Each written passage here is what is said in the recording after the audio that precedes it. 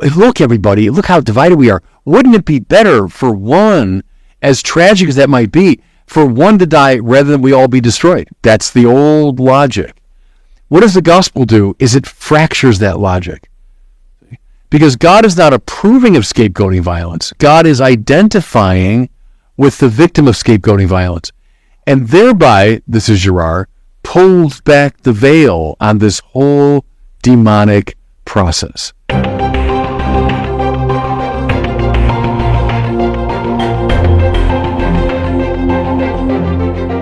Welcome back to the Word on Fire show. I'm Brandon Vogt, the host and the senior publishing director at Word on Fire.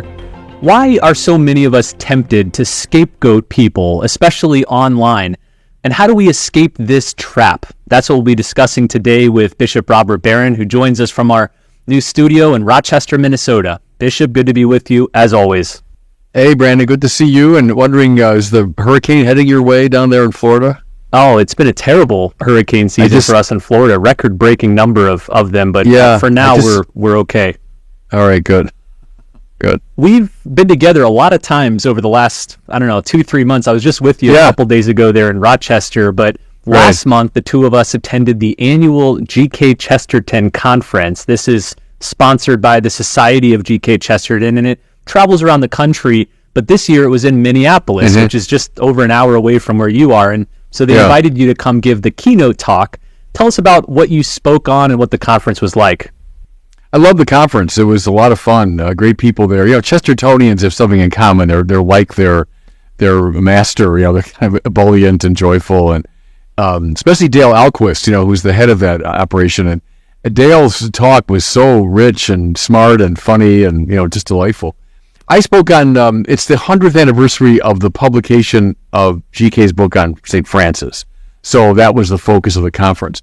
So I read that book as a kid, many years ago. But then once I knew they invited me, I got the book again and read it. And it was like reading it for the first time. It had been so long. And I was just, massively impressed by it. So I think I called my talk Looking at St. Francis with Fresh Eyes, looking at this text again. So I loved it. It was a great fun conference. We recorded your talk, so if it's not already on YouTube, I know we'll be putting it up there soon. Oh, so good. I'll include a link to that. I didn't know that. Good. Well, today I want to talk with you about scapegoating. It's something you've studied and reflected on a lot over the years, particularly through the lens of the great philosopher René Girard. René Girard was one of the most influential Catholic philosophers of the past century. In fact, when he died in 2015, he was 91 years old. You described him as a modern church father. Tell us about René Girard and the basics of his life before we get to some of his key ideas. Yeah, an extraordinary figure, born 1923. My mother, who just passed away, was born 1922, so he was right in her generation. He was born in that wonderful papal town of Avignon in the south of France. Educated over in France and in Paris, but his academic career really unfolded in our country. So he came as a young man to these shores, and he taught various places, University of Indiana, New York State University in Buffalo, also at Johns Hopkins in Baltimore. But then he ended up his academic career at Stanford on the West Coast and spent about 40 years there. So he was an academic, a Frenchman of his generation, so Catholic, by heritage and by baptism, but had become basically an agnostic. And he was a student of French language and literature, and a literary theorist, we probably would say. In the course of his reading of many of the great novelists and playwrights, he discovered the dynamics that he spent his career really developing. And then, at a key moment, he read the Bible. And, he knew it in a vague way, but as he looked into it, he found that it was as aware as all these great novelists were of the basic problem, but the difference was the Bible proposed a real solution. And that led Girard by some steady steps to become a Catholic. And so he dies a very ardent Catholic. And his work came to the attention of religious people. I would have come across it as a seminarian. One of my professors knew about him. And Father Steve, the CEO of Word on Fire, has always been a big devotee of Girard. And I think he got me into it more and more. Had a chance to meet him. He came to Mundelein Seminary when I was a professor there to give our Meyer lecture. So I spent, a few days with him. And he's a massively impressive person, not just as a thinker, but as a human being. I loved his simplicity, his modesty, his humility. Very impressive man. As you say, died in 2015. I was saying the very year that I came out to California as a bishop was the year that Girard died. So that's a little sketch of his life. You could maybe sum up Girard's thinking through his two master ideas of mimetic desire and scapegoating. And I want to talk about each one of those two. What's interesting is how they fit together and inform each other. Let's start off by talking about mimetic desire, sometimes described as mimesis. What does this mean? Yeah. Well, Girard said that desire is hardly ever straightforward, where there's something good and I desire it. Rather, desire typically has a triangular and mimetic quality. Now, here's what he means.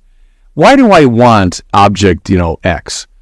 Well, not just because of qualities inherent in object X, but because somebody else wants object X. And so I look at the desire of somebody else and I imitate that desire. So there's a triangularity about it. It's not just me to the object, it's me to the object, but through the person I'm imitating. Now, I know that can sound very abstract, but you know this, Brandon, from your extensive experience with your own kids. Two toddlers in a room, pile of toys. Toddler A is completely indifferent to a particular toy until what? Till toddler B wants it. And the minute toddler B wants that toy, toddler A is intensely interested in it. And the desire is imitative and triangular. And again, as any father would know, what's the result of that triangularity? Conflict, right? Hey, he has that toy. Yeah, but 5 minutes ago, you had zero interest in it. Yes, I know, but now I'm intensely interested in it, and I don't want him to have it. So conflict tends to come from the triangularity and mimetic quality of our desire. We had an interview about a year ago. You did a Bishop Barron Presents interview with our friend Luke Burgess about his recent book, which was on Girard's theory of mimetic desire. It's called Wanting, the Power of Mimetic Desire in Everyday Life. Yeah. So I'll include a link both to that interview and the book if you want to learn more about this aspect of Girard's thought. But let's turn to scapegoating, and that's what I want to really spend the rest of this episode discussing. The theory of mimetic desire in some ways leads to the scapegoating mechanism. So introduce this to us. How does the scapegoating mechanism work? Well, here's the simple dynamic. So imagine that triangular setup where now a conflict has occurred because of this imitative quality of desire. Now begin to multiply that throughout a community. So let's say now you have a bunch of toddlers in the room, but move from the toddler realm to any human community. And as person A wants the object because person B wants it, and then person C sees this conflict, and then there's a contagious quality to it. Now person C also wants that object. And before you know it now, there's a whole set of mimetically based conflicts within the community. If this thing reaches a point of intensity, it's called a mimetic frenzy. And you'll see this now in a community, both large and small. You can see it geopolitically in certain societies. You can see it in the smallest human grouping. If it gets intense enough, Girard speculates, by a basic instinct, the group begins to look for a scapegoat whom they can blame for the problem and upon whom they can cast all of the tension and anxiety of the community. So here we are fighting like crazy. How did this happen? Well, see, the mimetic quality of it is often hidden, even to those who are involved, right? It's an often unconscious process. How did this happen? How did this happen? She's the one. It's when she came into our community, that's when we started fighting. Or those people over there who kind of look funny and talk funny and they're not like us, that when they came into our community, that's when all this trouble came about. So what do? We come together in casting our anxiety onto the scapegoat. And thereby we find a kind of ersatz peace. At least for the moment, we've all come together in casting our anxiety onto the scapegoat. And so for the moment, a kind of peace breaks out among us. But as everybody knows, that kind of scapegoating move never produces real or lasting peace. And before you know it, the mimetic dynamics come back into play. So Girard, this is now in Dostoevsky, Shakespeare, and all kinds of different people, notice this dynamic all the time. Can I share a little parable maybe? This occurred to me as a story that might illustrate some of this. I'll do it from my world of religion. Imagine there's a good holy woman who, looking up to God, conceives the desire to work for love and for justice and for peace and to care for the poor. She's looking up at the transcendent good of God. Now, she starts doing her work. And then 4 or 5 other young women looking at her, looking at God, say, I want to do that too. That's a beautiful life. And so they join her. And now look, all of them coming together, looking together at the transcendent and inexhaustible good of God's will. We're working for love and justice and peace and care for the poor. Now, know something, Brandon, about this. Very interesting to me. Girard saw this. That good I just described is transcendent and properly inexhaustible, right? There's enough to go around for the whole world.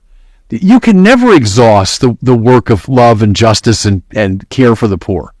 We can all do that, right? There's no need to have a conflict. That's inexhaustible good.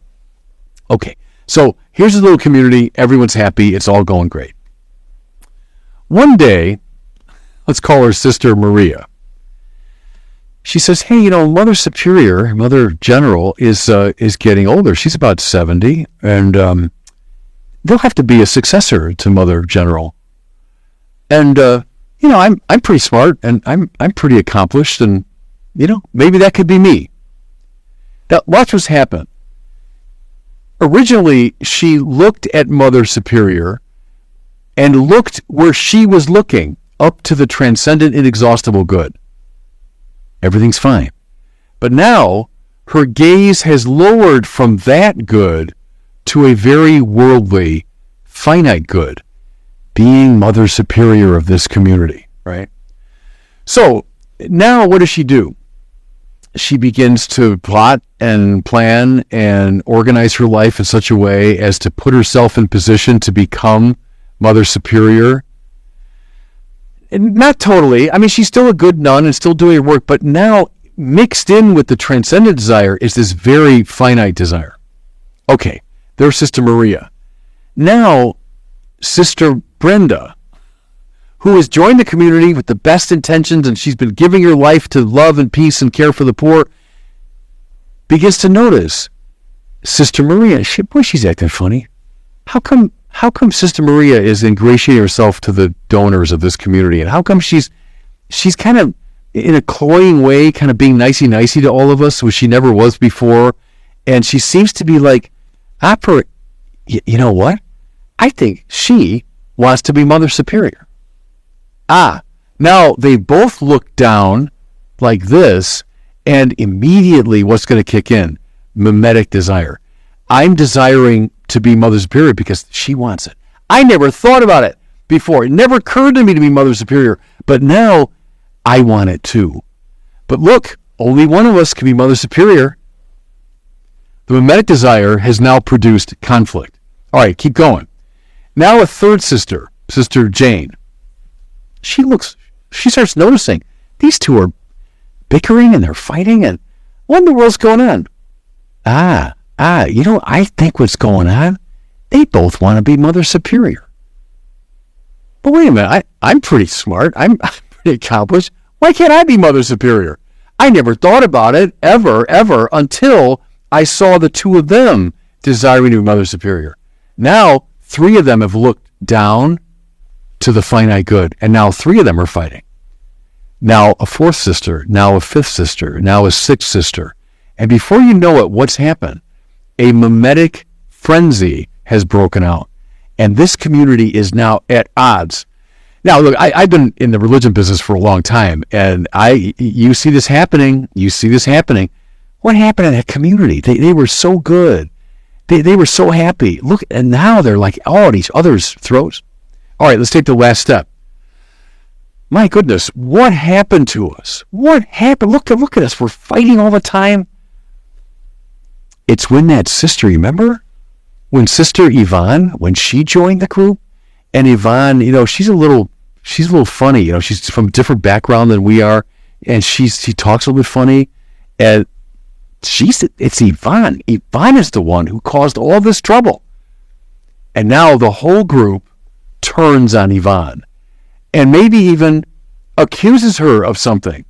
Read Melville's Billy Budd now. You'll see all these details perfectly laid out. They accuse her of something, and they cast her out. And for the moment, they find a kind of ersatz peace.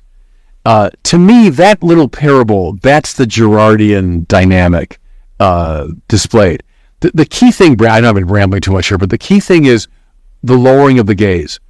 When together we look up, there's a nice big light here in the studio, so I'm looking up at the inexhaustible good, love, truth, justice, God's will, whatever you want to call it.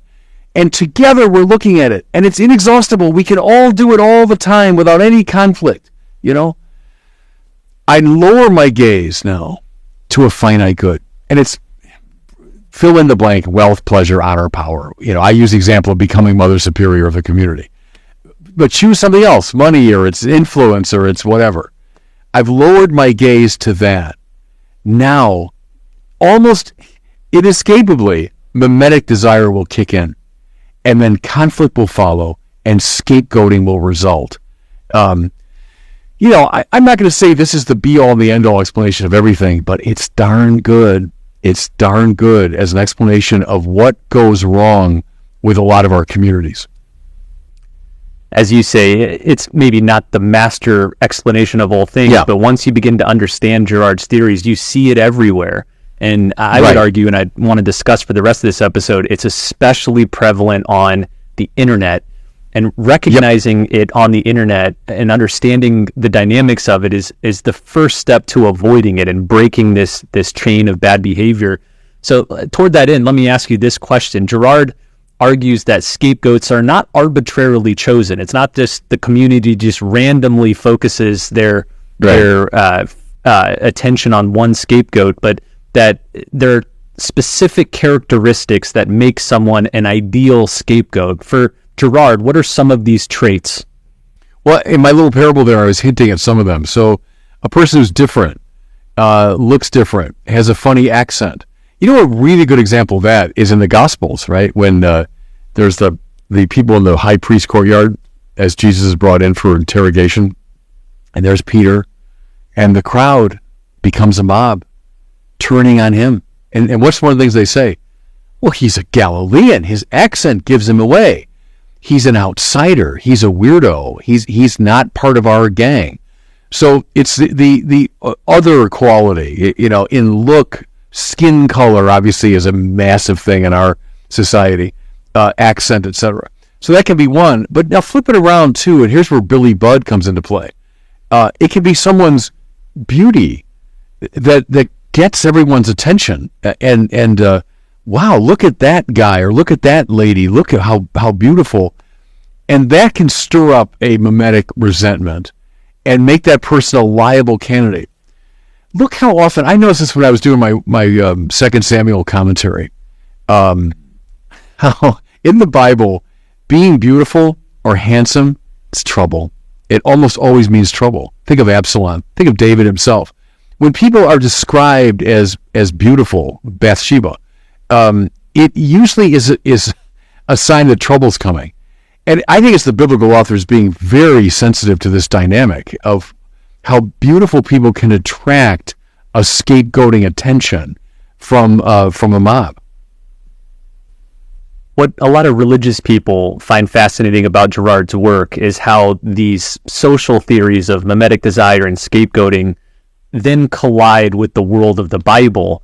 And it's notable that Girard started with the theories and then saw them in the Gospels. In fact, he got them from the literary masters of the West. You've mentioned Dostoevsky, Shakespeare, Melville, Proust, I think was another big one for him. But then he came to the Christian scriptures to study them for the first time in a serious way, and said he was astonished, and it changed his life. What did he see in the Gospels, and how did it relate to his theories? Here's what he saw, Brandon. It's a dimension now we haven't talked about yet, but it's a curious thing. Because the scapegoat provides at least an ersatz sense of peace. So we've sacrificed this victim. We've gotten rid of this person. And as a result, peace is broken out. Maybe there's something even sacred about that victim. There's something holy about that God or the gods are smiling upon our scapegoating move. Read Shirley Jackson's The Lottery if you want to see that. Is there something deep in the deep magic, as C.S. Lewis would say, of a society that says the gods are approving of this sacrifice. They need a sacrifice. And in Girardian terms, it's because we have found a kind of relief in the process. Okay, if that dynamic is true, what happens in the Gospels? The Gospels know all about these dynamics. It's not that they're naive or they're blind to them, because very often Girard says the great myths are kind of blind to this. They're unaware of these dynamics. The Bible shows it all the time. Think of the woman caught in adultery. It is a beautiful example of the Girardian dynamic, right? Peter being blamed in the courtyard of the high priest, etc. The Gerasene demoniac. I mean, they're all over the place, Girardian stories. But here's the difference. In the Gospels, God is not approving of scapegoating violence. Rather, God is himself the victim of scapegoating violence. How do you read Jesus? Jesus is, as Caiaphas, wouldn't it be better for one person to die rather than the whole nation be destroyed? That's Girardian logic in a nutshell. That's perfect. Look, everybody, look how divided we are. Wouldn't it be better for one, as tragic as that might be, for one to die rather than we all be destroyed? That's the old logic. What does the gospel do is it fractures that logic. Because God is not approving of scapegoating violence. God is identifying with the victim of scapegoating violence. And thereby, this is Girard, pulls back the veil on this whole demonic process and discloses the truth of it and shows the way out. So that's what he saw as apocalyptic about the Gospels in the literal sense, right, of unveiling. Something was unveiled that had been hidden since the foundation of the world. This scapegoating farrago was hidden. And he thinks in the great myths of the world, what you find is the hiding, the purposeful hiding of this dynamic. The gospel ripped back the veil on it, revealed the dynamics, and showed the way out. It seems that in our digital age, the internet has only amplified this process of scapegoating. Yeah. Many online platforms, and I'm especially thinking of Twitter, which seems tailor-made for scapegoating, has allowed this to increase in our age. You know, terms like Twitter mobs or cancel culture have become everyday lingo, and we see it not just from one or the other political party or ecclesial party, but everywhere by everyone. What do you make of the internet's role in contemporary scapegoating? Yeah, it's exacerbated it terribly. And it's funny, Brandon, I think of Girard, who dies in 2015. So the internet world was underway. I mean, he would have known probably very little about it. But the fact that he dies out in Stanford, so right in like Silicon Valley, as he lived in that, there's something that Girard was like a prophet who was sent right before this world sort of opened up, I think, to tell us these are the dynamics at work, everybody, and this internet world has just, it's like gasoline on the fire. It's taken the fire of this dynamic and thrown gasoline on it. You're exactly right, and the language that we use is very Girardian. Mobs can break out like that online. It might have taken time before the internet for a mob even to form. Now they can form in seconds and minutes, right? And then scapegoats? Are you kidding? All over the place. Someone who makes a comment or says something that's maybe slightly off of the politically correct can be abused massively by the mob. All that is very Girardian. Well, let's wrap up with this, Bishop. For Catholics, what's the big takeaway from Girard's theory of scapegoating, and how should Catholics respond when we see it, when we detect it? How do we stop it or at least slow it down? Yeah, I think it's a very important thing in the moral life. Once we see the dynamic, interrupt it. Interrupt it. See, mobs are formed because people are drawn into it. We're drawn into mimesis, and it's like a cloud forming, like a storm cloud forming. So one thing you do is actively step away from it when you feel you're being drawn into a scapegoating mob, whether in person or online, and then call it out. Call out those dynamics. Reread the story of the woman caught in adultery. It is perfect illustration of all this, right? So the mob forms because people were looking for a scapegoat. They're looking for someone to blame. And then what Jesus does is he interrupts the process of mob formation. He turns their accusing glance toward themselves, and that causes the mob to dissipate. And then he offers a word of forgiving love to the scapegoated victim. Imitate him. See, there's the positive mimesis. Imitatio Christi, imitation of Christ. Imitate the one whose whole life was about breaking up these false kingdoms, right? Jesus says, I've come to announce the kingdom of God. Well, think of that now as God's way of organizing our lives together. What's God's kingdom? Together we look with Jesus to the will of his Father. You know, when the Lord says, I only do what I see the Father doing. My food is to do the will of my Father. Okay, let's now look with him up to the will of the Father. We'll be great. We'll be fine if we do that. When you start seeing those gazes lowered to worldly goods, red flag, because a mimetic crisis is going to break out almost automatically. So I think that's what Christians and Catholics can do. Keep your own gaze fixed at the transcendent, inexhaustible good, but then get in the way of these mimetic rivalries that give rise to mimetic frenzy, which then gives rise to scapegoating violence. Get in the way of it. See, once you understand it, then you can, you're like a good surgeon who understands the dynamics of anatomy and biology. Once you understand how this body politic is working, then you can do surgery when you have to, and you can bring health to the body. Girard wrote nearly 30 books, and I know it's sometimes difficult for people to figure out where to start with him if they haven't read anything. So as we wrap up, let me recommend just 3 good books. The first one is an anthology of his essential writings collected by Cynthia Haven. Cynthia was not only his biographer, but a personal friend. It's called All Desire is a Desire for Being. It was published in the UK, but you can get it online. I think just Bishop, read that one. It's very good. Yeah, very good. If you want to focus especially on Girard's, the religious implications of Girard's theories, pick up I See Satan Fall Like Lightning.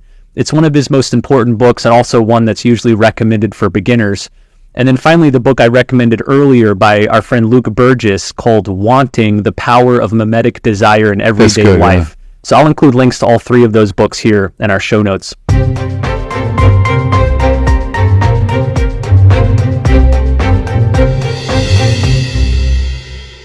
Well, it's time now for a question from one of our listeners. If you'd like to ask Bishop Barron something, you can send in your question at the website askbishopbarron.com. Greg from Nebraska has done just that, and he has a question for Bishop about a new educational trend, and he'd like Bishop's thoughts on it. Here's Greg's question. Good morning, Bishop Barron. This is Greg Verpka calling from Nebraska. I'm in the Archdiocese of Omaha, and I've noticed an increase in the number of classic education schools, particularly the elementary schools. And I'd like your thoughts of these schools, maybe in comparison to the traditional Catholic education? God bless. Yeah, thanks for that question. Brandon could answer it better than I could. He's a founder of a classical Catholic high school in the Chesterton Academy, family.